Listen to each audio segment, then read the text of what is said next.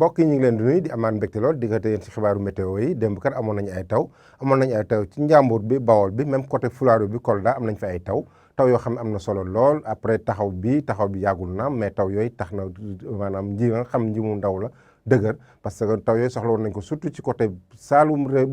mi ak côté penku réew mi ak sowu réew mi foofu amoon nañ fa ay taw tey jii tak ñi ngi xaar ay taw depuis ci ngoon am na cellule boo xam dugg na ci réew mi mën a joxe ay taw tey ji ci guddi jëm ci ëllëg ci gox-goxaan yu bëri ci réew mi tàngaay bi nag dina xaw a fes tuuti ci côté Podor bi mais li ci des yëpp tàngaay bi na wàññeeku tuuti parce que taw yi nga xam am nañ ko ci guddi gi jëm ci fajar gi mooy tax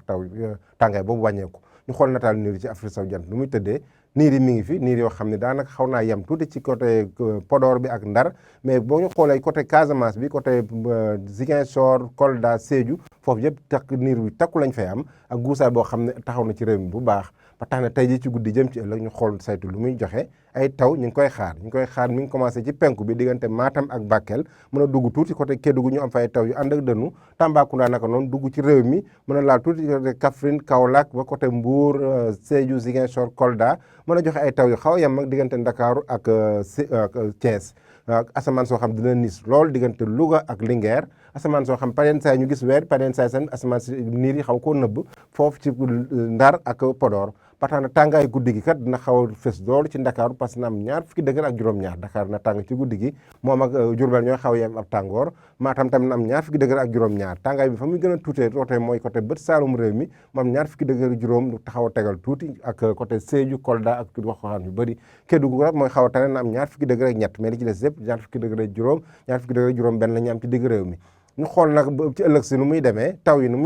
na xaw wàññeeku tuuti ci sowu réew mi mais nañ xaar ay taw toujours ci bët saalum réew mi diggante Casamance Sédhiou Kolda ay taw yoo xam ne ànd ak ay dënnu ci bëccëg bi ay taw yu xaw a yem ñu am ko ci diggante Kaolack ak Kaffrine bu ñu dem ba ci penk bi dem nañ fa xaar ay taw diggante Bakel Tambacounda mën a dem ba ci Kédougou tekkaar lañ ko am ci côté Matam bi Podor Linguère mën a dem ba ci Louga bi Ndar ak côté Thiès Mbour ak Dakar foofu asamaan su lëndëm la ñu am mais asamaan si na leer par yenn saay tàngaay yu nag na xaw a tuuti ci côté Ndar ak Dakar foofu Ndar ne am 20 degré ak ñett mais Dakar mooy gën a néew parce que na am 20 degré ak benn diggante Mbour Thiès ba côté Ndakaaru li ci des yëpp ay 20 degré ak ñeent la ñuy am ci côté Casamance ak 20 degré ak ñett ci digg réew mi tam 20 degré ak ñeent la ñuy am bu ñu tàngaay bi na gën a fës fële ca Podor na am 40 degré foofu mooy gën a tàng ci bëccëg bi parce que asamaan si na dégagé bu baax bu ñu demee ba ci penku bi tam 20 degré juróom benn la ñu am Matam 20 degré juróom ñu am ko Bakel ak ay taw yu ñu fay xaar 20 degré ak ñett ñu am ko Tambacounda naka noonu Kédougou ak ay taw yoo xam ne dañ koy xaar ci ëllëg si donc mbokk yi bu ñu ko tënkee ñi ngi xaar système boo xam ne commencé na ci ngoon gi mën a joxe tuuti ba côté Thiès mën a dem ci sowu réew mi ba gënte Ndakaaru ay taw yu xaw a yemamaay li ci des yëpp nag diggante Ndar ak Podor foofu asamaan su tekkaara lañ fay am ak ci bëccëg bi tam na xaw tàngaay bu fës fële ci Podor ndax nañ am 40 degré ak lu tegal donc mbokk yi loolu la ñu amoon di leen jox dig daje ba suba ak jàmm wasalaam